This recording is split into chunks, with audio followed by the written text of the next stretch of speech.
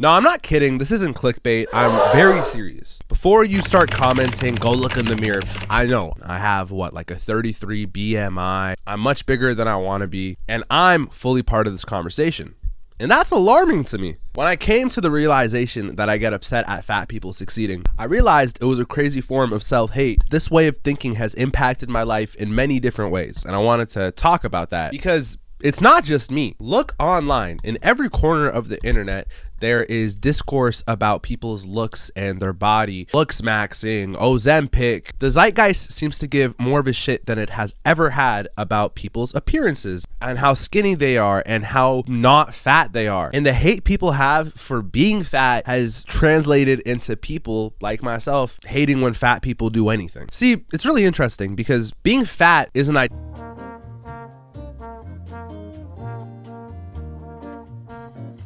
Also, by the way, I bit into a tortilla that came out of the toaster, so it had a bunch of hot air stuffed in a pouch, and when I bit into it, a bunch of hot air went on my lip. So if you see this little burn scar, please try to not get distracted by it. There's this clip I think a lot of an interviewer at a radio show interviewing Jonah Hill as he was going on a press run for a new show that he was working on. This isn't Wolf of Wall Street Jonah Hill. He had his breakout success with Superbad, but he was still very much developing his name, his identity in Hollywood. It was very important for him to prove himself and his worth to try to cement his place in his industry. Now, I want you to take a look at what the interviewer asked him. But are you still considered the fat guy when you go to a party or anything? Okay. So are you the fat guy in Hollywood still, or is everybody like look at you and they're like, oh wow, this is great, now you're healthy? Do you have any other questions that are smart? I feel like the thing that makes being fat different than a lot of other things about one's identity is that one, it's the most immediate thing that you can notice about someone,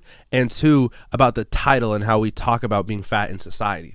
See, clinically, fatness is a chronic disease, but when you talk about it culturally, fatness isn't seen as something you have, it's seen as something you are. You can have a broken arm, you can have a cold, you can't have a fat. You can have fat, but when we talk about fat people, we say that they are fat first. We don't talk about fatness like how we do other chronic diseases, is because there's a lot of negative connotations that come from when someone's fat versus all those other things. In a lot of people's worldview, you're not fat because of any external symptoms or anything else that's going on in your life. It's because of you and your identity and your personal choices. It's a product of personal failure. It's a product of letting your desires get the better of you. It's a product of gluttony. I feel for Jonah Hill in the clip that I just showed you because I see myself in Jonah Hill's shoes, where he was trying to legitimize himself as an artist, as an actor, as someone with something to say. The news reporters couldn't look past, oh, he's silly on the screen because he's so fat. He's so fat and silly.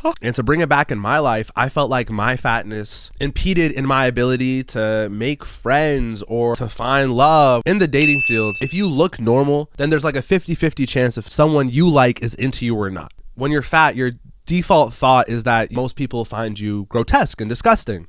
So it's like a 100% chance. And it's even bled into places like my career. I'm trying to make music. I'm trying to be an artist. And to be an artist, you have to be a brand. You have to be eye-catching in some way. And I'm sure if you're an old head watching this, you're like, oh, Ali, you didn't hear about Biggie? Fat rappers used to exist. Sure, but nowadays the aesthetics for rappers and musicians are that you have to be the skinniest twig in the bunch. Modern aesthetics call for the tiniest of silhouettes. Sure, I mean, you can do music if you're fat nowadays.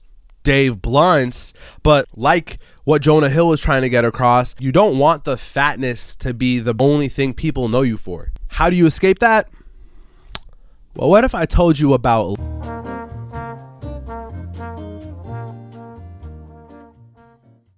So we've gotten to this conclusion that people don't treat you the same if you're big. So what do we do about it? Well, a lot of young men on the internet have discovered this thing called looksmaxing, which if you're above 26, it means that you do anything and everything to make sure that you maximize your genetic potential. Now, this led to like a bunch of healthy habits for young men, like taking tests, bone smashing, eating disorders, eating raw meat for some reason, spending more time in the gym than outside. I naively thought this was just like a silly online thing until I worked at my last job and I met this 18-year-old kid who, when I asked him, hey, so like, what do you do outside of work? He said, oh, I go on Reddit to find Chinese steroid suppliers. And then he proceeded to show me a compilation video of him eating raw liver. So problem solved? No, obviously fucking not. Hating your body is what fat people go through. Looksmaxers, weirdly enough, go through it much more while looking much better. You're doing the Indiana Jones swap from one body dysmorphia to another. When you're fat, you try to prove your worth outside of your looks. But when you're trying to looksmax, your value is entirely derived from your looks, which is low-key worse. Looksmaxing community is OCD heaven. You'll find people not seasoning their food because they're worried about the calorie surplus that paprika would give to their food. They do all this meticulous work to look super sexy, and then they get super sexy, and then, oh no, I still have all my life problems.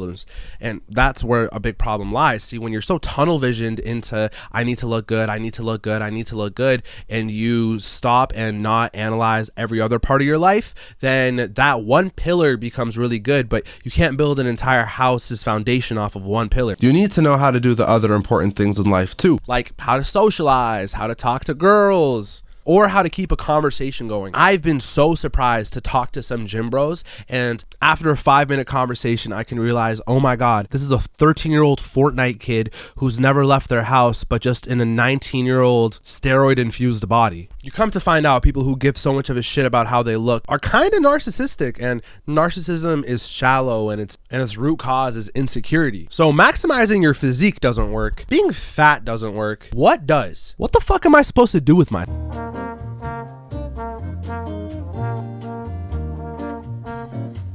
There's a musician in the underground rap scene that I'm a super fan of called Slayer. This kid's only 18, and if you watch a video of him on someone's live stream making beats and recording songs, you can tell that this guy's got it. This guy is a once-in-a-generation talent. I'm 5 years older and I'm learning hotkeys that he knows on FL Studio that I never even knew existed. He just dropped a debut album. I'm listening to it. Oh my God, it's so good. Let me go into the comment sections of his Instagram to see what people are saying. Burger, burger, burger, burger, burger music. What does that mean? Well, it's cause his music's burgers. Cause he's fat. We're talking about a guy who has the potential to go mainstream when the mainstream conversation's completely dead.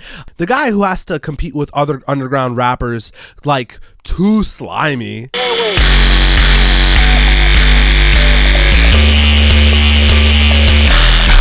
And the only thing people can comment is burgers? Listen, Slayer's not even fat, bro. He's just normal. He's not a twink. And to the mass body dysmorphia that is the internet, that's too much. Why am I bringing up Slayer? Well, it's because he made me upset when he was succeeding. Not because he's fat, but because he did not let that shit get to them. The existence of Slayer, of Jonah Hill's career to this date, of other people who are bigger and winning, they serve as evidence that my worldview that I have that came from a kid who was insecure, who felt like his fatness was holding him back, was nothing more than that, just a worldview, a very wrong, misconstrued worldview. Prior me would believe that, oh, to make it in this rap game, you have to mog, you have to look great, you have to be like a sex symbol for people to listen to your music. But Slayer's proven that if the music's fucking good, then the music's good, and that's all that you need. Look at Jonah Hill. His career hasn't been impacted by him being fat. He stopped giving a shit about the fat comments, and he went on to make mid-90s, which was like the peak of his career, and he wasn't even in the film for people to comment on his appearance.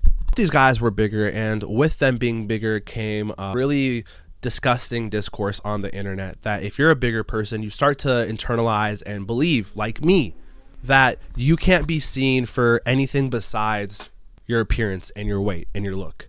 These guys have gone past that and didn't let something so temporary like their weight define their legacy and who they choose to become in spite of it, in spite of all the negative comments. I got upset at big people winning because it made me think, okay, this entire excuse that I had that people weren't listening to me because I'm bigger, or like I can't get an audience because I'm bigger, is stupid and it's meaningless, which it is. See, the point of this video isn't to say that being excessively obese is okay, because I mean, it really does have serious health risks. It's the number one leading cause of death. But if you're not like me and you don't have your dream physique, or you're working through the really complex and difficult journey of weight loss, the point of this video is to say you don't have to hate yourself while you're going through. As long as you're continuing to grow and be authentic and work on the shit you like to work on, people will listen. People will stick around. My entire life that I've built for myself is a testament to how wrong this insecure worldview that I have is. If I look back, my deep friendships, my girlfriend, they see the beauty in me outside of how much I weigh. And sure, I get hate comments about my weight. It's nothing new. But I should see that and be thankful for it, that those people aren't going to be retained in my audience. Because if someone was going to have such a superficial view of me to begin with, I don't think they could have developed into a person that could have appreciated me for who I am and what I have to offer into this world. The people in my life show me that if you have good people around you, they'll see you for what you are, and it can help you see past what you're not. Thank you.